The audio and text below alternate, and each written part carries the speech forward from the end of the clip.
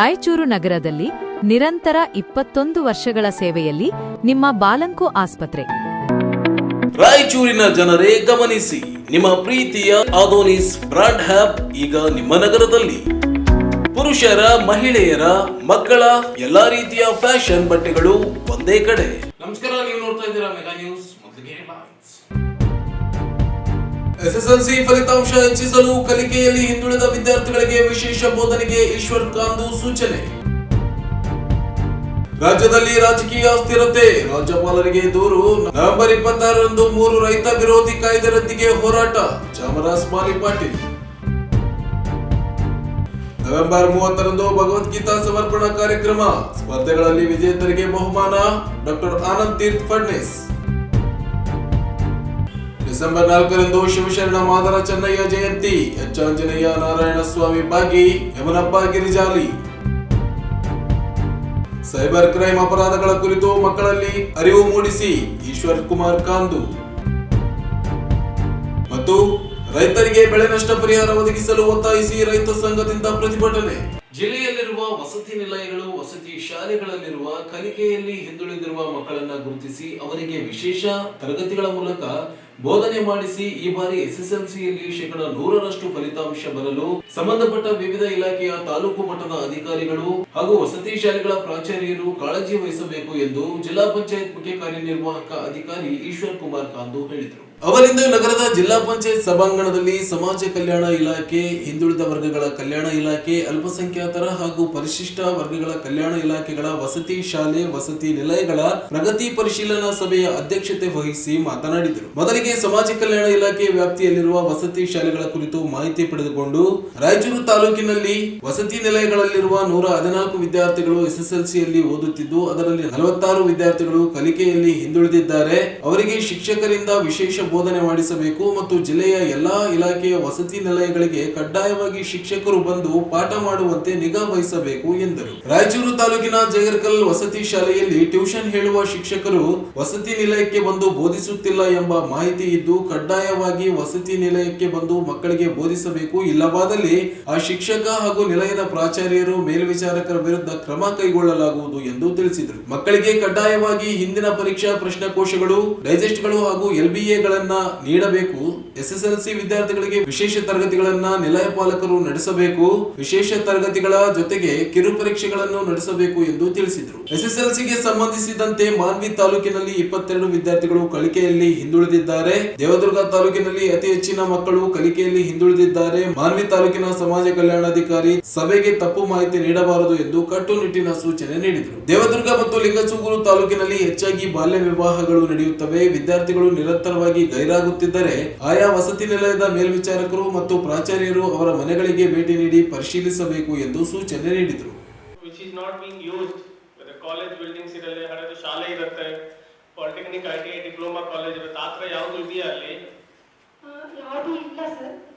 ಒಂದ್ಸರಿ ವೆರಿಫೈ ಮಾಡಿ, ಯಾವ್ದು ಇಲ್ಲ ಹಂಗೆ ಹೇಳ್ಬೇಡ, ಒಂದ್ಸರಿ ವೆರಿಫೈ ಮಾಡಿ. ಬಿಕಾಸ್ 3 ಕಿಲೋಮೀಟರ್ ದೂರ ಇದ್ರೆ ಒಂದು CS ಸೈಟ್ ಪರ್ಚೇಸ್ ಆಗ್ಬೇಕು, ದೆನ್ ಅಲ್ಲಿ ಕನ್ಸ್ಟ್ರಕ್ಷನ್ ಆಗ್ಬೇಕು. ಸಪೋಸ್ 9 ಕಿಲೋಮೀಟರ್ನಲ್ಲಿ ಸಂಜೆಯಲ್ಲಿ ಹತ್ತಿದ್ದಾವೆ ಸರ್. ಅದರಲ್ಲಿ 4 ಜನ ನಾವು ಸೆಲೆಕ್ಷನ್ ಮಾಡಿದ್ದೀವಿ ಸರ್, ಹಿಂದುಳಿದ ಕಲಿಕೆಯಲ್ಲಿ ಹಿಂದುಳಿದವರು ಸರ್. GPH ಜಗರ್ಕಲ್ 12 ಇದ್ದಾರೆ ಸರ್, ಅದರಲ್ಲಿ 3 ಜನ ನಾವು ಗುರುತಿಸಿದ್ವಿ ಸರ್. GPH ದೇವರಕಲ್ಲಿ 22, ಅದರಲ್ಲಿ 6 ಜನ ವಿದ್ಯಾರ್ಥಿಗಳು ಕಲಿಕೆಯಲ್ಲಿ ಹಿಂದುಳಿದವರನ್ನು ಗುರುತಿಸಿದ್ವಿ ಸರ್. ಅದೇ ರೀತಿ ಕರ್ನಾಟಕದಲ್ಲಿ 12 ಹೇಳಿ, ನನಗೆ ಹಾಸ್ಟೆಲ್ ವೈಸ್ ನಾನು ಕೇಳ್ತಾ ಇಲ್ಲ. ಹಾಂ ಸರ್, ಒಟ್ಟು 42 ತೋರಿಸ್ಬೇಕು. ನೀವು AD ಕೇಳಿ ಅಂತ ಕಲಿಕೆಯಲ್ಲಿ ಹಿಂದುಳಿದವರಿಗೆ ಗುರುತಿಸಿದ್ವಿ ಸರ್. 44 ಮಕ್ಕಳಿಗೋಸ್ಕರ ಏನೇನು ಮಾಡಿಸಿದ್ದೀರಾ, ಏನು ಪ್ಲಾನ್ ಮಾಡಿದ್ರೆ? ನಾವು LBAನ ಸೆಟ್ ಜೆರಾಕ್ಸ್ಗಳು ಮಾಡಿ ಹಾಸ್ಟೆಲ್ ವೈಸ್ LBA ಜೆರಾಕ್ಸ್ ಮಾಡಿ ಕೊಟ್ಟಿದ್ದೀರಾ? ಕೊಟ್ಟಿದ್ದೀವಿ ಸರ್. ಪಕ್ಕಾ ಕೊಟ್ಟಿದ್ದೀವಿ ಸರ್. LBA ಜೆರಾಕ್ಸ್ ಕೊಟ್ಟಿದ್ದೀರಾ? ಕೊಟ್ಟಿದ್ದೀವಿ ಸರ್. Very good. ಏನೇನು ಮಾಡ್ತೀರಿ ಆಮೇಲೆ? SSLC ವಿದ್ಯಾರ್ಥಿಗಳಿಗೆ ನಾವು ಡೈಜೆಸ್ಟ್ ಅನ್ನ ಖರೀದಿ ಮಾಡಿ ಕೊಟ್ಟಿದ್ದೀವಿ ಸರ್. ಆಮೇಲೆ SSLC ವಿದ್ಯಾರ್ಥಿಗಳಿಗೆ ವಿಶೇಷ ತರಗತಿ ವಾರ್ಡನ್ ಕಡೆಯಿಂದ ನಾವು ಮಾಡಿಸಿದ್ದೀವಿ ಸರ್. ಮತ್ತೆ ಅದೇ ರೀತಿಯಾಗಿ ಹಳೆಕಾಲಿಕ ಬೋಧಕ ವ್ಯವಸ್ಥೆ ಕೂಡ ಪ್ರತಿ ನಿಮ್ಮ ಟ್ಯೂಟರ್ಸ್ ಕಷ್ಟ ಆಗ್ತಾ ಇದೆ ಅಂತ ನಾನು ಮತ್ತೆ ಬೇರೆ ಒಂದು ತಗೊಂಡು ನಮ್ಮ ಸರ್ ಹೇಳ್ಬಿಟ್ಟು ಅವ್ರಿಗೆ 4 ಲೈನ್ 2 ಲೈನ್ ಎಲ್ಲ ಬುಕ್ಸ್ ಪ್ರೊವೈಡ್ ಮಾಡಿದೆ ಸರ್. ಅದು 1ನೇ ತರಗತಿ 2ನೇ ತರಗತಿಗೆ ಆಗಬೇಕಾಗಿತ್ತು, ಆದರೆ ಆಗಿಲ್ಲ ಸರ್. ಈಗ 6 7ನೇ ತರಗತಿಗೆ ಆಗಿದೆ. ಸರ್ ಹೇಳಿದಂಗೆ SSLC ಅವರಿಗೆ ನಾವು 3 ಜನ ಬೇರೆ ಅಂದ್ರೆ ಅವರು ಇಬ್ಬರು ಒಟ್ಟು 5 ಜನ ಹಳೆಕಾಲಿಕ ಬೋಧಕರು ಬರ್ತಾ ಇದ್ದಾರೆ ಸರ್. ನೀವು ಬರ್ತಾ ಇದ್ದಾರೆ, ಓಕೆ. ಯಾಕೆ ಅಲ್ಲಿ ಟೀಚರ್ ಬರ್ತಾ ಇಲ್ಲ? ಅಲ್ಲಿ ಬರ್ತಾರೆ ಸರ್. ಫಸ್ಟ್ ಒಂದು ಜೂನ್, ಜುಲೈ, ಆಗಸ್ಟ್ ಬರ್ತಿದ್ರು ಸರ್. ಇವಾಗಿದ್ರೆ ಸ್ವಲ್ಪ ಅವರು ಅಪ್ ಅಂಡ್ ಡೌನ್ ಮಾಡ್ಲಿಕ್ಕೆ ಸರ್, ರಾಯಚೂರಿಗೆ ಆಮೇಲೆ ಜೇರ್ಕಲ್ಲಿಗೆ ಸರ್. ಹಂಗಾಗಿ ಸ್ವಲ್ಪ ಮಾಡ್ತಿದ್ದಾರೆ ಸರ್. ಸ್ಟಾರ್ಟಿಂಗ್ ಒಂದು ಮಾಡಿ ಸರ್, ಮತ್ತೆ ನಾನು ಕನ್ವಿನ್ಸ್ ಮಾಡಿದ್ದೀನಿ ಸರ್. ಇಲ್ಲ ಮೇಡಮ್ ಇಲ್ಲೇ ಬಂದ್ ಮಾಡ್ರಿ ಅಂತ ಹೇಳಿ. ಅವರಿಗೆ ಸ್ವಲ್ಪ ನೇರವಾಗಿ ಹೇಳಬೇಕು, ಕಡ್ಡಾಯವಾಗಿ ಅವರು ಬರ್ಲೇಬೇಕಾಗತ್ತೆ. ಬರ್ಲಿಲ್ಲ ಅಂದ್ರೆ ಅವ್ರ ಮೇಲೆ ನಾನು ಕ್ರಮ ಮಾಡ್ತೇನೆ. ಇಲ್ಲ ಸರ್, ಎನ್ಶೂರ್ ಸರ್. ಸರಿ ಸರ್, ನಾನು ಕನ್ವಿನ್ಸ್ ಮಾಡಿ. This is the critical time. November almost ಮುಗಿತ್ತು. ವಿಷಯವಾರು ವಿದ್ಯಾರ್ಥಿಗಳ ಅಭ್ಯಾಸದ ಬಗ್ಗೆ ಪರಿಶೀಲಿಸಿ, ಅಭ್ಯಾಸದಲ್ಲಿ ಹಿಂದುಳಿದಿರುವ ಮಕ್ಕಳನ್ನು ಗುರುತಿಸಿ ಅಂತಹ ವಿದ್ಯಾರ್ಥಿಗಳಿಗೆ ಹೆಚ್ಚಿನ ಗಮನ ಹರಿಸಿ ವಿದ್ಯಾಭ್ಯಾಸದಲ್ಲಿ ತೊಡಗುವಂತೆ ಮಾಡುವುದು ಅಂತ ಇದೆ ಸರ್. ಹಾಗೆಯೇ ನಿಲಯಪಾಲಕರು ಶಾಲೆಗಳಿಗೆ ಭೇಟಿ ನೀಡಿ ವಿದ್ಯಾರ್ಥಿಗಳ ವಿದ್ಯಾಭ್ಯಾಸದ ಹಂತದ ಬಗ್ಗೆ ತಿಳಿದುಕೊಳ್ಳುವುದು ಅಂತ ಇದೆ ಸರ್. ಅಪಾಯಿಂಟ್ಮೆಂಟ್ ಮಾಡ್ಕೊಳ್ತೀವಿ sir for special subjects like mathematics, science and English sir. ಈಗಾಗಲೇ ವಿಸಿಟ್ ಹೋದಾಗ ಅವೆಲ್ಲ ಟ್ಯೂಟರ್ಸ್ಗಳು ಪಾಠ ಮಾಡ್ತಾ ಇದ್ದಾರೆ ಸರ್. ಸೊ ಡೈಜೆಸ್ಟ್ಗಳು ಕೊಟ್ಟಿದ್ದಾರೆ. Slow learn first agenda wise ಹೇಳಿ. ಸ್ಲೋ ಲರ್ನರ್ ಬಗ್ಗೆ ಏನೇನು ಮಾಡಿದ್ದೀರಾ? ಸ್ಕೂಲ್ ಕಡೆಯಿಂದ ಕೊಟ್ಟಿದ್ದಾರೆ ಸರ್. ಸ್ಕೂಲ್ ಕಡೆಯಿಂದ ಕೊಟ್ಟಿದ್ದಾರೆ. ಆಮೇಲೆ ಅವರಲ್ಲಿ ಒಂದು ಟೆಸ್ಟ್, ಕ್ವೆಶ್ಚನ್ ಬ್ಯಾಂಕ್ ಕಾಪಿ ಇರುತ್ತೆ. ಇದೆ ಸರ್. ಅದು ಪ್ರಾಕ್ಟೀಸ್ ಮಾಡ್ತಾ ಇದ್ದಾರೆ. 1 marks question, 2 marks west question, 3 marks question, ಆ ತರ ಮ್ಯಾಥ್, ಸೈನ್ಸ್, ಸೋಷಿಯಲ್ ಸೈನ್ಸ್ ಆ ತರ ಮಾಡಿದ್ದಾರೆ ಗೊತ್ತಾ? ಮಾಡ್ತಿದ್ದಾರೆ ಸರ್. ಎಲ್ಲರಿಗೂ ಮಾಹಿತಿ ಇದೆ, ಈ ತರ ಮಾಡಿದ್ದಾರೆ ಎಜುಕೇಶನ್ ಡಿಪಾರ್ಟ್ಮೆಂಟ್ ಅವರು. ಕರೆಕ್ಟ್ ಅಲ್ವಾ? All the wardens are aware of that. So ಅದು ಕ್ವೆಶ್ಚನ್ ಬ್ಯಾಂಕ್, ಅದು ಬ್ಲೂ ಪ್ರಿಂಟ್ ಏನಿದೆ ಅದು ಪ್ರಾಕ್ಟೀಸ್ ಮಾಡಿದ್ರೆ ಕೂಡ ಸಾಕು, ಅಟ್ ಲೀಸ್ಟ್ ಪಾಸ್ ಆಗ್ಲಿಕ್ಕೆ ಆಗ್ತದೆ. ಅರ್ಥ ಆಯ್ತಾ? ಅದು ನಿಮ್ ಟ್ಯೂಟರ್ಸ್ ಬಂದಾಗ ಪ್ಲೀಸ್ ಎನ್ಶೂರ್ ದಟ್ ಈ 1 mark, 2 marks, 3 marks question bank ಇದೆ ಅಥವಾ ಬ್ಲೂ ಪ್ರಿಂಟ್ ಇದೆ, ಆ ಬ್ಲೂ ಪ್ರಿಂಟ್ ಅವರು ಪ್ರಾಕ್ಟೀಸ್ ಮಾಡಬೇಕು. ಸ್ಪೆಷಲಿ ಕಲಿಕೆಯಲ್ಲಿ ಹಿಂದುಳಿದ ಇರುವ ಮಕ್ಕಳು. Please make sure that question banks ಅಥವಾ ಈ ನಮ್ಮ ಬ್ಲೂ ಪ್ರಿಂಟ್ ನಮ್ಮ ಎಜುಕೇಶನ್ ಡಿಪಾರ್ಟ್ಮೆಂಟ್ ಬಂದಿದ್ದಾರೆ. Please call the DDPI BOs immediately. At least headquarter BO DDPI ಬರಲಿ ಬೇಗ. ಲಾಸ್ಟ್ ಅವರು ಕೂಡ ಹೇಳ್ತಾರೆ. So question bank blue print ಸಣ್ಣದೊಂದು ಕಾಪಿ ಇದೆ, ಕೊಡಬೇಕು. ಮುಖ್ಯವಾಗಿ ಎಲ್ಲ ಫಸ್ಟ್ ಆಫ್ ಆಲ್ ಎಲ್ಲ ಮಕ್ಕಳು ಅದು ಪ್ರಾಕ್ಟೀಸ್ ಮಾಡಬೇಕು. ನಿಮ್ಮ major focus should be on those kids who are far behind. ಈಗ FA1, FA2, SA result note ಮಾಡಿದ್ರೆ ಗೊತ್ತಾಗಿರುತ್ತೆ. ಅಥವಾ ನೀವು ಹೇಳಿದಾಗ ಫ್ಯಾಮಿಲಿಯಲ್ಲಿ ಈ ತರ ಸ್ವಲ್ಪ ಸಮಸ್ಯೆ ಇದೆ ನಿಮಗೆ ಗೊತ್ತಿರುತ್ತೆ. Since they are staying in your hostel, ಶಾಲೆಗೆ ಹೋಗ್ತಾರೆ, ನಿಮ್ಮ ಜೊತೆಗೆ ಕನ್ಸಿಡರಬಲ್ ಟೈಮ್ ಸ್ಪೆಂಡ್ ಮಾಡ್ತಾರೆ. Please focus on those kids. ಆಯ್ತು, 46 ಕೂತ್ಕೊಳ್ಳಿ. ಯಾವ ಕೆಲವು ಕಡೆ ಟ್ಯೂಟರ್ಸ್ ಬರ್ತಾ ಇಲ್ಲ ಅಂದ್ರೆ ಇಲ್ಲ ನನಗೆ ಹೇಳಬಹುದು. ರಾಯಚೂರು ಯಾವ್ದು ಹಾಸ್ಟೆಲ್ಗೆ ಟ್ಯೂಟರ್ ಬರ್ತಾ ಇಲ್ಲ ಅಂದ್ರೆ ಈಗಲೇ ಹೇಳಿ ನನಗೆ. ಈಗ ನಮ್ಗೆ ಅವಕಾಶ ಇಲ್ಲ ಈ ತರ. ಒಂದ್ ದಿವಸ ಬರ್ತಾರೆ, 2 ದಿವಸ ಬರ್ತಾರೆ, ಮತ್ತೆ ಒಂದ್ ದಿವಸ ಬರಲ್ಲ. ಆ ತರ ಬಂದ್ರೆ ನಮ್ಗೆ ಗೊತ್ತಾಗತ್ತೆ. ಗೊತ್ತಿದ್ರೆ ಅವ್ರಿಗೆ ನಾವು ಅವ್ರ ಮೇಲೆ ಕೂಡ ನಿಮ್ಗೆ ಕೂಡ ಬಿಡೋದಿಲ್ಲ. Please ensure, otherwise you should ನೀವು ಎಕ್ಸ್ಪೆಕ್ಟ್ ಮಾಡಬೇಕು ಈ ಇಶ್ಯೂ. Okay sir. ಶಿವಪ್ಪ ಈ ಸಂದರ್ಭದಲ್ಲಿ ಜಿಲ್ಲಾ ಪಂಚಾಯತ್ ಉಪ ಕಾರ್ಯದರ್ಶಿ ಬಸವರಾಜ್ ಪೂಜಾರ್, ಮುಖ್ಯ ಲೆಕ್ಕಾಧಿಕಾರಿ ವಿಜಯ್ ಶಂಕರ್, ಸಮಾಜ ಕಲ್ಯಾಣ ಇಲಾಖೆ ಉಪನಿರ್ದೇಶಕಿ ಸಿಂಧು, ಹಿಂದುಳಿದ ವರ್ಗಗಳ ಕಲ್ಯಾಣಾಧಿಕಾರಿ ಸುನೀತಾ, ಪರಿಶಿಷ್ಟ ವರ್ಗಗಳ ಕಲ್ಯಾಣಾಧಿಕಾರಿ ಶಿವಮಾನಪ್ಪ, ಅಲ್ಪಸಂಖ್ಯಾತರ ಕಲ್ಯಾಣಾಧಿಕಾರಿ ಪ್ರವೀಣ್ ಕುಮಾರ್ ಸೇರಿ ಅನೇಕರು ಉಪಸ್ಥಿತರಿದ್ದರು. ರಾಜ್ಯದಲ್ಲಿ ರಾಜಕೀಯ ಅಸ್ಥಿರತೆ ಎದುರಾಗಿದ್ದು ಕಾಂಗ್ರೆಸ್ ಸರ್ಕಾರ ಜನರ ಸಮಸ್ಯೆಗಳಿಗೆ ಸ್ಪಂದಿಸದೆ ನಿರ್ಲಕ್ಷ್ಯ ವಹಿಸುತ್ತಿದೆ. ಪಕ್ಷದ ಹೈಕಮಾಂಡ್ ಸಂಪೂರ್ಣವಾಗಿ ವಿಫಲವಾಗಿದೆ. ಕೂಡಲೇ ಸರಿ ಹೋಗದೇ ಇದ್ದರೆ ಸರ್ವೋದಯ ಪಕ್ಷದಿಂದ ರಾಜ್ಯಪಾಲರ ಆಡಳಿತ ಜಾರಿಗೆ ಮನವಿ ಮಾಡಲಾಗುತ್ತದೆ ಎಂದು ಪಕ್ಷದ ಅಧ್ಯಕ್ಷ ಚಾಮರಸ್ ಮಾಲಿ ಪಾಟೀಲ್ ಹೇಳಿದರು. ಅವರಿಂದು ಮಾಧ್ಯಮಗೋಷ್ಠಿಯನ್ನ ಉದ್ದೇಶಿಸಿ ಮಾತನಾಡಿ, ಶಾಸಕರುಗಳ ಕ್ಷೇತ್ರದ ಜನರ ಸಮಸ್ಯೆ ಸ್ಪಂದಿಸದೆ ಕೇಂದ್ರ ಸ್ಥಾನ ಸೇರಿದ್ದಾರೆ. ಪಕ್ಷದ ಆಂತರಿಕ ಸಮಸ್ಯೆ ಹೆಸರಿನಲ್ಲಿ ಜನರ ಕೆಲಸ ಕಾರ್ಯಗಳು ಆಗುತ್ತಿಲ್ಲ. ಕಾಂಗ್ರೆಸ್ ಪಕ್ಷ ಅಧಿಕಾರಕ್ಕೆ ಬರಲು ಮುಖ್ಯಮಂತ್ರಿ ಸಿದ್ದರಾಮಯ್ಯ, ಡಿಕೆ ಶಿವಕುಮಾರ್ ಮಾತ್ರ ಕಾರಣರಲ್ಲ. ಪಕ್ಷದ ಎಲ್ಲಾ ಕಾರ್ಯಕರ್ತರ ಶ್ರಮವೂ ಇದೆ. ಆದರೆ ಅಧಿಕಾರಕ್ಕೆ ಕಚ್ಚಾಟ ನಡೆಯುತ್ತಿದ್ದು ಆಡಳಿತ ಯಂತ್ರ ಕುಸಿದು ಹೋದರೂ ಯಾವುದೇ ಕ್ರಮಕ್ಕೆ ಪಕ್ಷದ ಹೈಕಮಾಂಡ್ ಮುಂದಾಗುತ್ತಿಲ್ಲ. ಎರಡು ಗುಂಪುಗಳ ನಾಯಕರು ಪಕ್ಷದ ಹೈಕಮಾಂಡ್ ನಿರ್ಧಾರವೇ ಅಂತಿಮ ಎಂದು ಹೇಳುತ್ತಿದ್ದರೂ ಅಧಿಕಾರ ಅಧಿಕಾರಕ್ಕಾಗಿ ಕಚ್ಚಾಟ ನಡೆಸುತ್ತಿದ್ದಾರೆ. ಅಧಿಕಾರ ಹಂಚಿಕೆ ಒಳ ಒಪ್ಪಂದ ಆಗಿದ್ದರೆ ಅಧಿಕಾರ ಬಿಟ್ಟುಕೊಡಿ, ಇಲ್ಲವೇ ನೀವೇ ಅಧಿಕಾರ ನಡೆಸಿ ಎಂದು ಸಲಹೆ ನೀಡಿದರು. ಒಪ್ಪಂದದಂತೆ ಅಧಿಕಾರ ಬಿಟ್ಟುಕೊಡದೆ ಹೋದರೆ ವಚನಭ್ರಷ್ಟರೆಂಬ ಅಪವಾದಕ್ಕೆ ಸಿದ್ದರಾಮಯ್ಯ ಗುರಿಯಾಗಬೇಕಾಗುತ್ತದೆ ಎಂದರು. ರೈತ ವಿರೋಧಿಯಾಗಿರುವ 3 ಕಾಯ್ದೆಗಳನ್ನು ರದ್ದುಗೊಳಿಸುವಂತೆ ಒತ್ತಾಯಿಸಿ ಸಂಯುಕ್ತ ಕಿಸಾನ್ ಹೋರಾಟ ಸಮಿತಿ ನವೆಂಬರ್ 26ರಂದು ಬೆಂಗಳೂರಿನಲ್ಲಿ ಬೃಹತ್ ಪ್ರತಿಭಟನೆ ನಡೆಸಲು ಉದ್ದೇಶಿಸಿದೆ. ಕೇಂದ್ರ ಬಿಜೆಪಿ ಸರ್ಕಾರ ಜಾರಿಗೊಳಿಸಿ ಹಿಂಪಡೆದಿರುವ ಭೂಸ್ವಾಧೀನ ತಿದ್ದುಪಡಿ ಕಾಯ್ದೆ, ಜಾನುವಾರು ಹತ್ಯೆ ನಿಷೇಧ ಕಾಯ್ದೆ ಹಾಗೂ ಎಪಿಎಂಸಿ ಕಾಯ್ದೆ ಹಿಂಪಡೆಯಲು ರಾಜ್ಯ ಸರ್ಕಾರ ಮುಂದಾಗುತ್ತಿಲ್ಲ. ಈ ಹಿಂದೆ ಹೋರಾಟ ನಡೆದಿದ್ದಾಗ ಸಿದ್ದರಾಮಯ್ಯ ಭಾಗವಹಿಸಿ ಕಾಯ್ದೆ ಹಿಂಪಡೆಯುವುದಾಗಿ ಭರವಸೆ ನೀಡಿದ್ದರು. ಆದರೆ ಅಧಿಕಾರಕ್ಕೆ ಬಂದು 2.5 ವರ್ಷ ಗತಿಸಿದರೂ ಕಾಯ್ದೆಗಳು ಹಿಂಪಡೆದಿಲ್ಲ. 40 ಸಂಘಟನೆಗಳು ಬೆಂಬಲಿಸಿ ಪ್ರತಿಭಟನೆಯಲ್ಲಿ ಭಾಗವಹಿಸಲಿವೆ ಎಂದರು. ಹತ್ತಿ ಮಾರುಕಟ್ಟೆಯಲ್ಲಿ ರೈತರಿಗೆ ಆಗುತ್ತಿರುವ ಸಮಸ್ಯೆಗಳ ಕುರಿತು ಚರ್ಚಿಸಲು ಜಿಲ್ಲಾಧಿಕಾರಿಗಳು ಸೋಮವಾರ ಸಂಜೆ 4 ಗಂಟೆಗೆ ಸಭೆ ನಿಗದಿಗೊಳಿಸಿದ್ದಾರೆ. ರೈತರಿಗೆ ಆಗುತ್ತಿರುವ ಮೋಸ, ಖರೀದಿ ಕೇಂದ್ರಗಳ ಪ್ರಾರಂಭಿಸಲು ಚರ್ಚಿಸಲಾಗುತ್ತದೆ ಎಂದರು. ಇಡೀ ರಾಷ್ಟ್ರದಲ್ಲಿ ಹೆಸರು ಮಾಡಿದಂತ ಮುಖ್ಯಮಂತ್ರಿ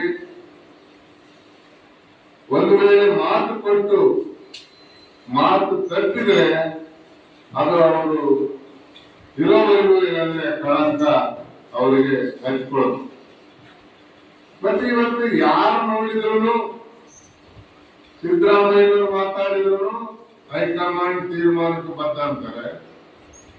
ಡಿ ಕೆ ಶಿವಕುಮಾರ್ ಅವರು ಮಾತಾಡಿದ್ರು ಹೈಕಮಾಂಡ್ ತೀರ್ಮಾನಕ್ಕೆ ಬದ್ಧ ಅಂತಾರೆ. ಯಾವೊಬ್ಬ ಶಾಸಕನ ಕೇಳಿದ್ರು, ಮಾಜಿ ಶಾಸಕ ಕೇಳಿದ್ರು ಹೈಕಮಾಂಡ್ ತೀರ್ಮಾನಕ್ಕೆ ಬದ್ಧ ಅಂತಾರೆ. ಏನಾಗಿದೆ ಹೈಕಮಾಂಡ್? ಕರ್ನಾಟಕದ ಕಾಂಗ್ರೆಸ್ ಪಾಲಿಗೆ ಹೈಕಮಾಂಡ್ ಸತ್ತೋಗಿದೆ. ಇಷ್ಟೆಲ್ಲ ಗೊಂದಲ ಆದ್ರೂ ಕೂಡ ಏನು ನಿರ್ಣಯ ತಗೊಳ್ಳೋದಿಲ್ಲ ಅಂತಂದ್ರೆ ಅದು ಎಂತ ಹೈಕಮಾಂಡ್ ಏನು ನನಗಂತೂ ಅರ್ಥ ಆಗ್ತಾ ಇಲ್ಲ. ಇದೇ ಪರಿಸ್ಥಿತಿ ಏನಾದರೂ ಮುಂದುವರೆದ್ರೆ ಸರ್ವೋದಯ ಕರ್ನಾಟಕ ಪಕ್ಷದ ನಿಯೋಗ ರಾಜ್ಯಪಾಲರನ್ನ ಭೇಟಿಯಾಗಿ ಕರ್ನಾಟಕದ ಸ್ಥಿತಿಗತಿಯನ್ನ ಅರಿತು ವಿಧಾನಸಭೆಯನ್ನ ವಿಸರ್ಜನೆ ಮಾಡಲಿಕ್ಕೆ ನಾವು ಒಂದು ಮನವಿಯನ್ನ ರಾಜ್ಯಪಾಲರಿಗೆ ಮಾಡ್ತೀವಿ. ಇದೇ ನವೆಂಬರ್ 26ರಂದು ಬೆಂಗಳೂರಿನಲ್ಲಿ ಸಂಯುಕ್ತ ಹೋರಾಟ ವತಿಯಿಂದ ಒಂದು ಬೃಹತ್ ಪ್ರತಿಭಟನೆಯನ್ನ ನಾವು ಹಮ್ಮಿಕೊಂಡಿದ್ದೀವಿ. ಏನು 3 ಕಾನೂನುಗಳನ್ನ ಅಧಿಕಾರಕ್ಕೆ ಬಂದ್ರೆ ನಾವು ವಾಪಸ್ ಪಡಿತೀವಿ ಅಂತಕ್ಕಂಥ ಆಶ್ವಾಸನೆಯನ್ನ ಮಾನ್ಯ ಮುಖ್ಯಮಂತ್ರಿಗಳಾದ ಸಿದ್ದರಾಮಯ್ಯ ಅವರು ಕೊಟ್ಟಿದ್ರು. ಎಪಿಎಂಸಿ ಕಾಯ್ದೆ, ಭೂ ಸುಧಾರಣೆ ಕಾಯ್ದೆ ಮತ್ತು ಜಾನುವಾರು ಹತ್ಯೆ ನಿಷೇಧ ಕಾಯ್ದೆ. ಎಪಿಎಂಸಿ ಕಾಯ್ದೆ ತೆಕ್ಕೊಂಡರೆ ಹೊರತು ಅದನ್ನ ಇನ್ನೂ ಬಲಪಡಿಸತಕ್ಕಂತ ಕೆಲಸ ಮಾಡಿಲ್ಲ.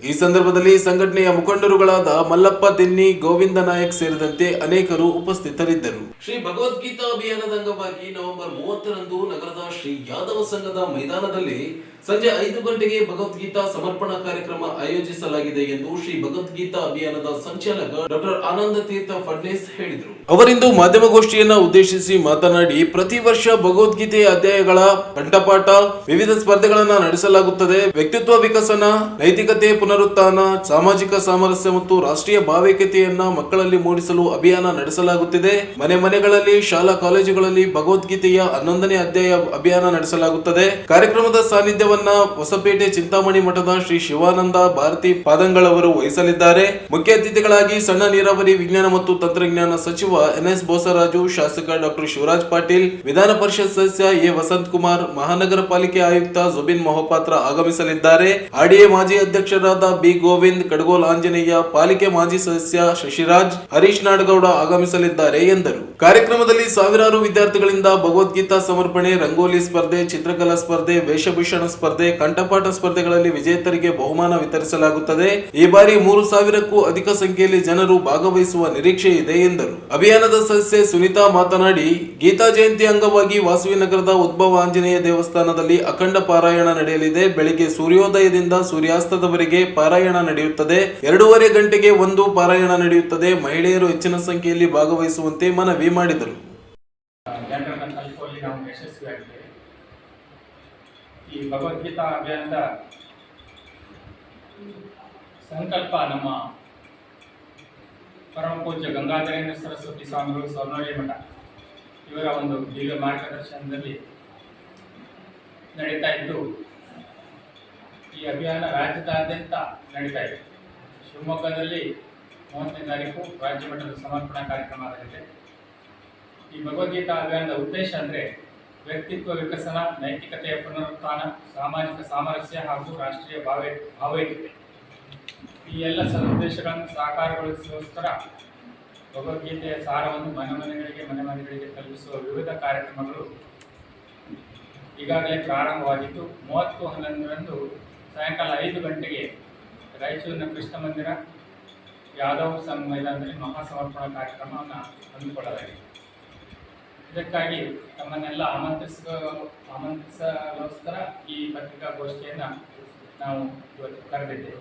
ಈ ಕಾರ್ಯಕ್ರಮದ ಸ್ವರೂಪ ಮತ್ತು ಇದರ ಬಗ್ಗೆ ಹೆಚ್ಚಿನ ಒಂದು ವಿವರಗಳನ್ನು ಮಹಾಸ್ವಾಮಿಗಳು ಭಗವದ್ಗೀತಾ ಅಭಿಯಾನವನ್ನು ಕೈಗೊಂಡಿದ್ದಾರೆ.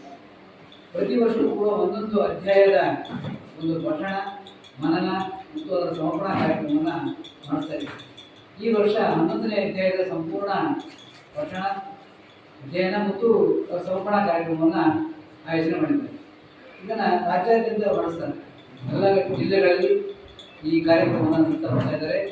ಜಾತಿ, ಮತ, ಭೇದ, ಪಂಥ ಯಾವುದೇ ಇಲ್ಲದೇ ಈ ಒಂದು ಕಾರ್ಯಕ್ರಮ ನಡೆಸ್ಕೊಂಡು ಬರ್ತಾ ಇದ್ದಾರೆ.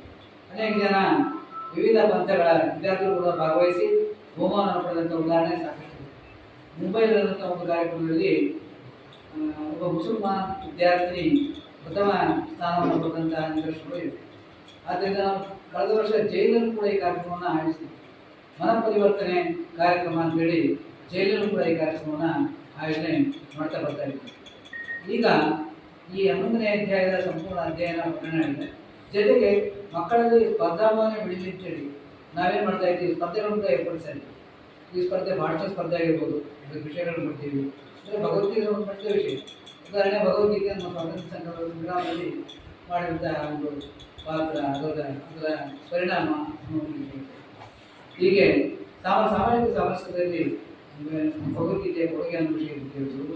ಹೀಗೆ ಅನೇಕ ವಿಷಯಗಳನ್ನು ಕೊಟ್ಟು ಮಕ್ಕಳಿಗೆ ಒಂದು ಭಗವದ್ಗೀತೆಯ ಪರಿಚಯವನ್ನು ಆಳವಾಗಿ ಮಾಡಿಸೋ ಪ್ರಯತ್ನವನ್ನು ಮಾಡ್ತಾ ಇದ್ದೀವಿ.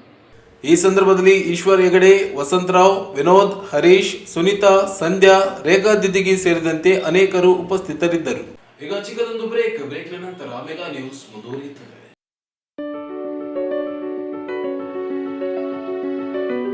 ರಾಯಚೂರು ನಗರದಲ್ಲಿ ನಿರಂತರ 21 ವರ್ಷಗಳ ಸೇವೆಯಲ್ಲಿ ನಿಮ್ಮ ಬಾಲಂಕು ಆಸ್ಪತ್ರೆ, ರಾಯಚೂರಿನ ಪ್ರಥಮ 24 ಗಂಟೆಗಳ ಟ್ರಾಮಾ ಸೆಂಟರ್, ನೈತಿಕ ಹಾಗೂ ವಿಶ್ವಾಸಾರ್ಹ ಆರೋಗ್ಯ ಸೇವೆ, ಆಧುನಿಕ ಐಸಿಯು ಮತ್ತು ಕ್ರಿಟಿಕಲ್ ಕೇರ್, ಉನ್ನತ ಮಟ್ಟದ ಡಯಾಗ್ನಾಸ್ಟಿಕ್ ಮತ್ತು ಸಿಟಿ ಸ್ಕ್ಯಾನ್, ರೋಗಿ ಕೇಂದ್ರಿತ ಆರೈಕೆ, 21 ವರ್ಷಗಳ ಸೇವೆಯ ಮುಖ್ಯ ಬಲಗಳು. ನ್ಯೂರೋ ಸರ್ಜರಿ ಬ್ಯಾಕಪ್, ನಿಖರ ಚಿಕಿತ್ಸೆ ಮಿತ ವೆಚ್ಚದಲ್ಲಿ, 100 ಬೆಡ್ಗಳ ತೃತೀಯ ಮಟ್ಟದ ಆರೈಕೆ ಆಸ್ಪತ್ರೆ. ನಮ್ಮ ಮುಂದಿನ ಯೋಜನೆ ಕ್ಯಾಥ್ ಲ್ಯಾಬ್ ವಿಭಾಗ. ನಮ್ಮ ಮೇಲೆ ತೋರಿದ ನಂಬಿಕೆ ಮತ್ತು ಪ್ರೀತಿಗೆ ಹೃತ್ಪೂರ್ವಕ ಕೃತಜ್ಞತೆಗಳು. 21 ವರ್ಷಗಳ ನಂಬಿಕೆಗೆ ಧನ್ಯವಾದಗಳು. ಬಾಲಂಕು ಆಸ್ಪತ್ರೆ, ಬಸವನಬಾವಿ ಚೌಕ್, ರಾಯಚೂರು.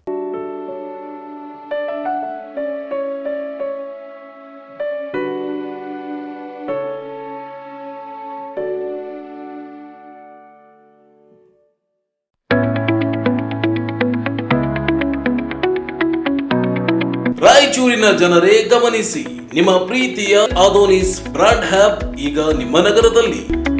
ಪುರುಷರ, ಮಹಿಳೆಯರ, ಮಕ್ಕಳ ಎಲ್ಲಾ ರೀತಿಯ ಫ್ಯಾಷನ್ ಬಟ್ಟೆಗಳು ಒಂದೇ ಕಡೆ. ಬಿಗ್ಗೆಸ್ಟ್ ಸೇಲ್, 70% ರಿಯಾಯಿತಿ. ದಿನಾಂಕ ನವೆಂಬರ್ 21ರಿಂದ ನವೆಂಬರ್ 30ರವರೆಗೆ ಮಾತ್ರ. ಟ್ರೆಂಡಿಂಗ್ ಡ್ರೆಸ್ಸುಗಳ ಸ್ಟೈಲಿಶ್ ಕಲೆಕ್ಷನ್ ಮತ್ತು ಅಚ್ಚರಿ ಬೆಲೆಗಳು ನಿಮ್ಮನ್ನು ಕಾಯುತ್ತಿವೆ. ತಡ ಮಾಡಬೇಡಿ, ನಿಮ್ಮ ಫ್ಯಾಮಿಲಿಯೊಂದಿಗೆ ಬನ್ನಿ, ಆದೋನಿಸ್ ಬ್ರಾಂಡ್ ಹಬ್ ನಲ್ಲಿ ಶಾಪಿಂಗ್ ಮಾಡಿ.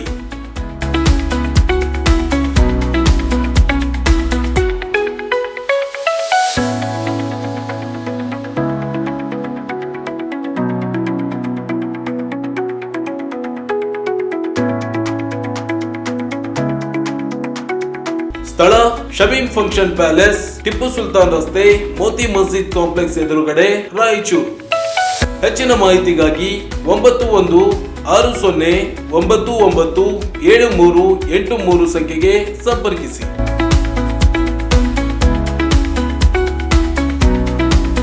ಬ್ರೇಕ್ನ ನಂತರ ಮತ್ತೆ ಮೆಗಾ ನ್ಯೂಸ್ಗೆ ಸ್ವಾಗತ.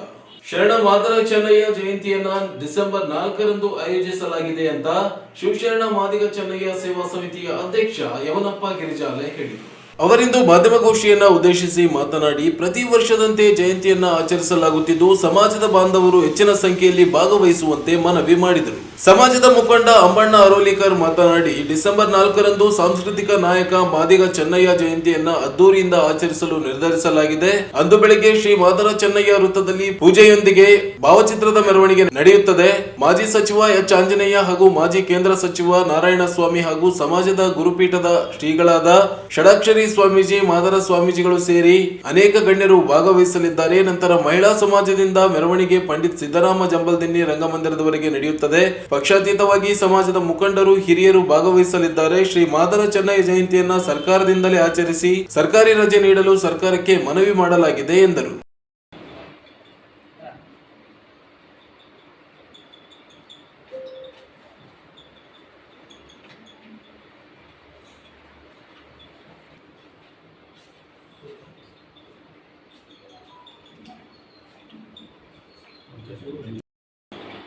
ನಗರದ ರಂಗಮಂದಿರದಲ್ಲಿ ಶಿವಶರಣ ಮಾದಾರ ಚೆನ್ನಯ್ಯನವರ ಜನ್ಮದಿನಾಚರಣೆಯನ್ನು ಅತ್ಯಂತ ಅದ್ದೂರಿಯಿಂದ ಆಚರಿಸಬೇಕಂತ ತೀರ್ಮಾನ ಆಗಿದೆ. ಅಂದು ಬೆಳಿಗ್ಗೆ 9 ಗಂಟೆಗೆ ನಮ್ಮ ಮಾದಾರ ಚೆನ್ನಯ್ಯ ವೃತ್ತದಲ್ಲಿ ಪೂಜೆ ಇರ್ತದೆ. ಅದಾದ ನಂತರ ಮಹಿಳಾ ಸಮಾಜದಿಂದ ಮೆರವಣಿಗೆಯ ಮೂಲಕ ನಮ್ಮ ಸಮುದಾಯದ ಮಹಿಳೆಯರು ಮತ್ತು ಎಲ್ಲ ರಾಜಕೀಯ ಮುಖಂಡರು, ಹೋರಾಟಗಾರರೆಲ್ಲ ಸೇರಿ ರಂಗಮಂದಿರದಲ್ಲಿ ನಮ್ಮ ಮೆರವಣಿಗೆ ಚಾಲನೆ ಆಗ್ತದೆ. ಸದರಿ ಮೆರವಣಿಗೆಯಲ್ಲಿ ನಮ್ಮ ಮೆರವಣಿಗೆಯನ್ನು ಎ ನಾರಾಯಣ ಸ್ವಾಮಿಯವರು ಚಾಲನೆ ಮಾಡ್ತಾರೆ. ಮಾದರ ಚೆನ್ನಯ್ಯನವರ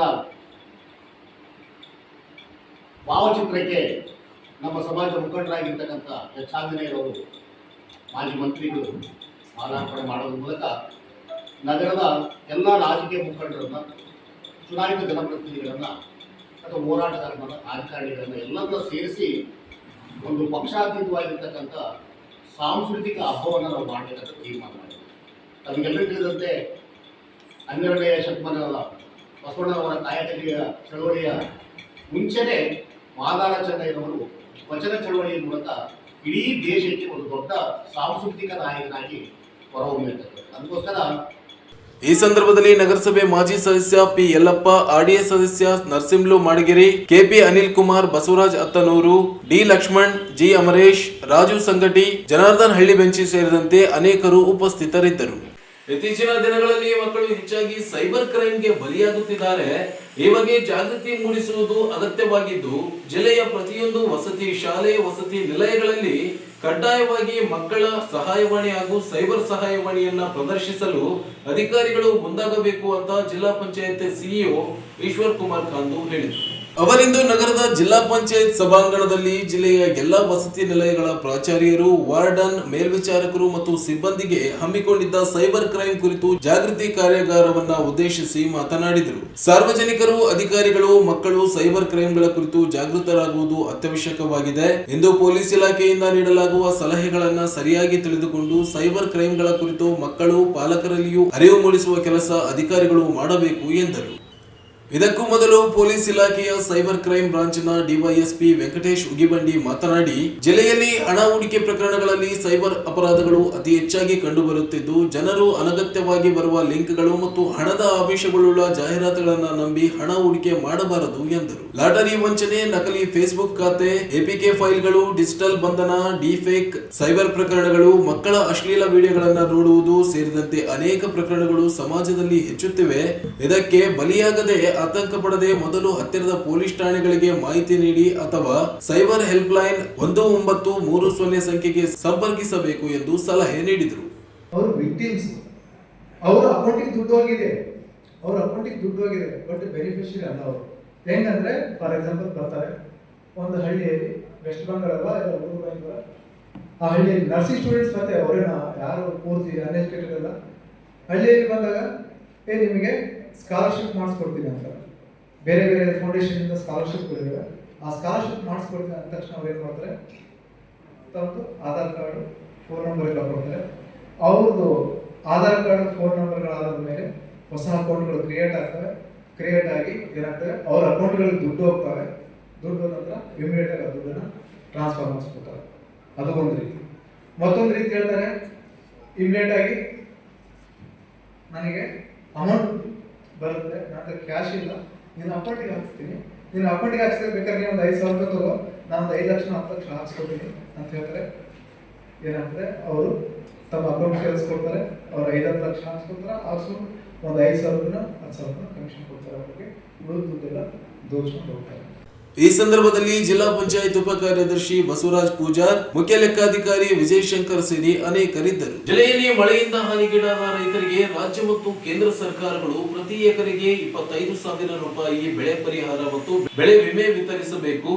ಸಿಸಿಐ ಹತ್ತಿ ಬೆಳೆದ ರೈತರಿಗೆ ಆನ್ಲೈನ್ ಬುಕಿಂಗ್ ಗಳನ್ನ ಎಲ್ಲಾ ತಾಲೂಕು ಕೇಂದ್ರ ಕಚೇರಿಗಳಲ್ಲಿ ತೆರೆಯಬೇಕು. ಎಲ್ಲಾ ಬೆಳೆಗಳ ಬೆಂಬಲ ಬೆಲೆಯನ್ನ ನಿಗದಿಪಡಿಸಬೇಕು ಅಂತ ಕರ್ನಾಟಕ ರಾಜ್ಯ ರೈತ ಸಂಘ ಹಾಗೂ ಹಸಿರು ಸೇನೆ ವತಿಯಿಂದ ನಗರದ ಟಿಪ್ಪು ಸುಲ್ತಾನ್ ಉದ್ಯಾನವನದಲ್ಲಿ ಪ್ರತಿಭಟನೆ ನಡೆಸಲಾಯಿತು. ಮಳೆಯಿಂದ ಬೆಳೆ ನಷ್ಟ ಪರಿಹಾರ ನೀಡದ ಕೇಂದ್ರ ಮತ್ತು ರಾಜ್ಯ ಸರ್ಕಾರದ ವಿರುದ್ಧ ಘೋಷಣೆ ಹಾಕಿದ್ರು. ಸಿಸಿಐ ವತಿಯಿಂದ ಹತ್ತಿ ಖರೀದಿಯಲ್ಲಿ ರೈತರಿಗೆ ಸರಿಯಾಗಿ ಬುಕಿಂಗ್ ಮಾಡಲು ತೊಂದರೆಯಾಗಿದ್ದು ಸರಿಪಡಿಸಬೇಕು ಎಂದು ದೂರಿದ್ರು. ಎಪಿಎಂಸಿಯಲ್ಲಿ ತೂಕದ ಯಂತ್ರ ಅಳವಡಿಸದೇ ಇರುವುದರಿಂದ ರೈತರಿಗೆ ತೊಂದರೆಯಾಗಿದೆ. ತೂಕದ ಯಂತ್ರ ಅಳವಡಿಸಬೇಕು. ಪ್ರತಿ ಕ್ವಿಂಟಾಲ್ ಮೆಕ್ಕೆಜೋಳಕ್ಕೆ 3,000 ರೂಪಾಯಿ, ಪ್ರತಿ ಕ್ವಿಂಟಾಲ್ ಭತ್ತಕ್ಕೆ 3,000 ರೂಪಾಯಿ, ಪ್ರತಿ ಕ್ವಿಂಟಾಲ್ ಹತ್ತಿಗೆ 10,000 ರೂಪಾಯಿ, ಈರುಳ್ಳಿ ಬೆಳೆಗೆ ಪ್ರತಿ ಕ್ವಿಂಟಾಲ್ಗೆ 3,000 ರೂಪಾಯಿ, ತೊಗರಿಗೆ 10,000 ರೂಪಾಯಿ. ರೈತರು ಬೆಳೆದ ಎಲ್ಲಾ ಬೆಳೆಗಳಿಗೆ ನಿಗದಿತ ಬೆಲೆಯನ್ನ ನಿಗದಿಪಡಿಸಬೇಕು ಎಂದು ಒತ್ತಾಯಿಸಿದರು. ಬೇಸಿಗೆ ಸಮಯದಲ್ಲಿ ರೈತರ ಟಿಸಿ ಸುಟ್ಟರೆ ಜೆಸ್ಕಾಂ ತಕ್ಷಣವೇ ನೀಡಬೇಕು. 12 ಗಂಟೆಗಳ ಕಾಲ ನಿರಂತರ ವಿದ್ಯುತ್ ಅನ್ನ ಸರಬರಾಜು ಮಾಡಬೇಕು ಎಂದು ಒತ್ತಾಯಿಸಿದರು. ಯಾತಕ್ಕಾಗಿ ಹೋರಾಟ, ನ್ಯಾಯಕ್ಕಾಗಿ ಹೋರಾಟ, ಯಾತಕ್ಕಾಗಿ ಹೋರಾಟ, ನ್ಯಾಯಕ್ಕಾಗಿ ಹೋರಾಟ. ಕರ್ನಾಟಕ ರಾಜ್ಯ ರೈತ ಸಂಘಕ್ಕೆ ಜಯವಾಗಲಿ, ಕರ್ನಾಟಕ ರಾಜ್ಯ ರೈತ ಸಂಘಕ್ಕೆ ಜಯವಾಗಲಿ, ಹಸಿರು ಸೇನೆಗೆ ಜಯವಾಗಲಿ, ಕರ್ನಾಟಕ ರಾಜ್ಯ ರೈತ ಸಂಘಕ್ಕೆ ಜಯವಾಗಲಿ. ಏನೇ ಬರಲಿ ಒಕ್ಕಟ್ಟಿರಲಿ, ಏನೇ ಬರಲಿ ಒಕ್ಕಟ್ಟಿರಲಿ. ಹೋರಾಟ, ಯಾತಕ್ಕಾಗಿ ಹೋರಾಟ, ನ್ಯಾಯಕ್ಕಾಗಿ ಹೋರಾಟ. ಎಲ್ಲಿ ತನಕ ಹೋರಾಟ, ಗೆಲ್ಲುವ ತನಕ ಹೋರಾಟ, ಎಲ್ಲಿ ತನಕ ಹೋರಾಟ, ಗೆಲ್ಲುವ ತನಕ ಹೋರಾಟ. ಯಾತಕ್ಕಾಗಿ ಹೋರಾಟ, ನ್ಯಾಯಕ್ಕಾಗಿ ಹೋರಾಟ. ಕರ್ನಾಟಕ ರಾಜ್ಯ ರೈತ ಸಂಘದ ವತಿಯಿಂದ ಇವತ್ತು ನಾವು ಈ ಹೋರಾಟ ಹಮ್ಮಿಕೊಂಡಿದ್ದು, ನಮ್ಮ ರೈತರು ಬೆಳೆದಂತಹ ಮಾಲಿಗೆ ವೈಜ್ಞಾನಿಕ ಬೆಲೆ ಇಲ್ಲ. ನಾವು ಬೆಳೆದಂತಹ ಮಾಲಿಗೆ ನಾವೇ ಒಂದು ಬೆಲೆ ಕಟ್ಟುವಂಥ ಹಕ್ಕು ನಮಗೆ ಇದುವರೆಗಾದರೂ ಸ್ವಾತಂತ್ರ್ಯ ಪಡೆದು 80 ವರ್ಷ ಆದರೂ ಸಹಿತ ಇವತ್ತಿಗೂ ನಮಗೆ ಹಕ್ಕು ಸಿಕ್ಕಿಲ್ಲ. ಅದೇ ನಮ್ಮಿಂದ ಖರೀದಿ ಮಾಡಿ ತಗೊಂಡಂತಹ ವ್ಯಾಪಾರಿಗಳು ತಮ್ಮದೇ ಆದಂತಹ ಒಂದು ವೈಜ್ಞಾನಿಕ ಬೆಲೆಯನ್ನು ಕೊಟ್ಟು ಇವತ್ತು ಮಾರಾಟ ಮಾಡ್ತಾ ಇದ್ದಾರೆ. ಸುಗ್ಗಿಯಲ್ಲಿ ನಮ್ಮ ಮಾಲನ್ನು ಖರೀದಿ ಮಾಡಿ ತದನಂತರ ದುಬಾರಿ ಬೆಲೆಗೆ ಮಾಡುವಂತಹ ಇವತ್ತು ಈ ವ್ಯಾಪಾರಿಗಳು ಇವತ್ತು ಗಗನಕ್ಕೆ ಏರಿದ್ದಾರೆ. ಅವರು ಇವತ್ತು ನಾವು ರೈತರು ಬೆಳೆದಂಥ ಹಗಲು ಎರಡು ರಾತ್ರಿ ದುಡಿದು ದಣಿದು ನಾವು ಮಲಿಕೆಂಬಕ್ಕೂ ನಿದ್ದೆ ಇಲ್ದಪ್ಪ ಮಾಡಿದ್ದಾರೆ. ನಮಗೆ ಇವತ್ತೆಲ್ಲ ನಾವು ಖರೀದಿ ಮಾಡುವಂಥ ವಸ್ತುಗಳಿಗೆ ಬೆಲೆಗಳನ್ನು ಗಗನಕ್ಕೇರಿಸಿಬಿಟ್ಟಿದ್ದಾರೆ. ಆದರೆ ನಾವು ಮಾರಾಟ ಮಾಡುವಂತಹ ವಸ್ತುಗಳಿಗೆ ಇವತ್ತು ಬೆಲೆನೇ ಕೊಟ್ಟಿಲ್ಲ. 6 ತಿಂಗಳ ದುಡಿದು ಕಷ್ಟಪಟ್ಟು ಒಯ್ದು ಹಾಕಿದ್ರಲ್ಲಿ ಕಳ್ತನ ಮಾಡಿ ಎತ್ಕೊಂಡು ಹೋಗ್ತಾರೆ. ಅದನ್ನು ರಕ್ಷಣೆ ಮಾಡೋರಿಲ್ಲ. ಅಲ್ಲಿ ನಮ್ಮ ಮಾಲನ್ನು ನಮ್ಮ ಕಣ್ಣೆದುರಿಗೆ ಕಳ್ತನ ಮಾಡುವಂಥ ವ್ಯವಸ್ಥೆ ಇವತ್ತು APMCಯಲ್ಲಿ ನಡೆದಿದೆ. ಇಂತಹ ವ್ಯವಸ್ಥೆಗಳನ್ನು ಸರಿಪಡಿಸಬೇಕಂತ ಹೇಳಿ ನಾವು ಇವತ್ತು ಕೇಂದ್ರ ಮತ್ತು ರಾಜ್ಯ ಸರ್ಕಾರಗಳಿಗೆ ಒತ್ತಾಯ ಮಾಡಲಿಕ್ಕೆ ನಾವು ಇಲ್ಲಿ ಕುಂತಿದ್ದೇವೆ. ಹಿಂದಕ್ಕೆ ಹೇಳ್ತಿದ್ರು, ಕೈ ಕೆಸರಾದರೆ ಬಾಯಿ ಮೊಸರು ಅಂತ ಹೇಳ್ತಿದ್ರು, ದುಡಿಮೆಯೇ ದುಡ್ಡಿನ ತಾಯಿ ಅಂತ ಹೇಳ್ತಿದ್ರು. ಆದರೆ ಕೆಸರು ನಾವು ಮಾಡ್ಕೊಂಬಕತ್ತೀವಿ, ಮೊಸರು ಅವ್ರು ತಿಂಬಕತ್ತಾರೆ ವ್ಯಾಪಾರಸ್ಥರು. ಈ ಸಂದರ್ಭದಲ್ಲಿ ಜಿಲ್ಲಾಧ್ಯಕ್ಷ ಅಬ್ದುಲ್ ಮಾಜೀದ್, ನರಸಪ್ಪ ವಕ್ರಾಣಿ, ಗೌರವಾಧ್ಯಕ್ಷ ಲಕ್ಷ್ಮಣಗೌಡ ಕಡಗಂದೊಡ್ಡಿ, ವೀರೇಶ್ ಗೌಡ, ತಿಮ್ಮಪ್ಪ ಬಾಪೂರ್, ಜೆ ಹುಲಗಪ್ಪ ಜಾಲಿಬೆಂಚಿ, ಇಬ್ರಾಹಿಂ, ಮೆಹಬೂಬ್ ನೆಲಹಾಳ್ ಸೇರಿದಂತೆ ಅನೇಕರು ಇದ್ದರು. ಕೊನೆಯಲ್ಲಿ ಮತ್ತೊಮ್ಮೆ ಹೆಡ್ಲೈನ್ಸ್. ಎಸ್ಎಸ್ಎಲ್ಸಿ ಫಲಿತಾಂಶ ಹೆಚ್ಚಿಸಲು ಕಲಿಕೆಯಲ್ಲಿ ಹಿಂದುಳಿದ ವಿದ್ಯಾರ್ಥಿಗಳಿಗೆ ವಿಶೇಷ ಬೋಧನೆಗೆ ಈಶ್ವರ್ ಕಾಂದು ಸೂಚನೆ. ರಾಜ್ಯದಲ್ಲಿ ರಾಜಕೀಯ ಅಸ್ಥಿರತೆ, ರಾಜ್ಯಪಾಲರಿಗೆ ದೂರು. ನವೆಂಬರ್ 26ರಂದು 3 ರೈತ ವಿರೋಧಿ ಕಾಯ್ದೆ ರದ್ದಿಗೆ ಹೋರಾಟ, ಚಾಮರಾಜ ಮಾಲಿ ಪಾಟೀಲ್. ನವೆಂಬರ್ 30ರಂದು ಭಗವದ್ಗೀತಾ ಸಮರ್ಪಣಾ ಕಾರ್ಯಕ್ರಮ, ಸ್ಪರ್ಧೆಗಳಲ್ಲಿ ವಿಜೇತರಿಗೆ ಬಹುಮಾನ, ಡಾಕ್ಟರ್ ಆನಂದ್ ತೀರ್ಥ್ ಫಡ್ನೀಸ್. ಡಿಸೆಂಬರ್ 4ರಂದು ಶಿವಶರಣ ಮಾದರ ಚೆನ್ನಯ್ಯ ಜಯಂತಿ, ಎಚ್ ಆಂಜನೇಯ ನಾರಾಯಣಸ್ವಾಮಿ ಭಾಗಿ, ಯಮನಪ್ಪ ಗಿರಿಜಾಲಿ. ಸೈಬರ್ ಕ್ರೈಮ್ ಅಪರಾಧಗಳ ಕುರಿತು ಮಕ್ಕಳಲ್ಲಿ ಅರಿವು ಮೂಡಿಸಿ, ಈಶ್ವರ್ ಕುಮಾರ್ ಕಾಂದು. ಮತ್ತು ರೈತರಿಗೆ ಬೆಳೆ ನಷ್ಟ ಪರಿಹಾರ ಒದಗಿಸಲು ಒತ್ತಾಯಿಸಿ ರೈತ ಸಂಘದಿಂದ ಪ್ರತಿಭಟನೆ. ಇದಿಷ್ಟು ಇವತ್ತಿನ ಸುದ್ದಿ. ಪ್ರಮುಖ ಸುದ್ದಿಗಳಿಗಾಗಿ ನೋಡ್ತಾ ಇರಿ ಮೆಗಾ ನ್ಯೂಸ್.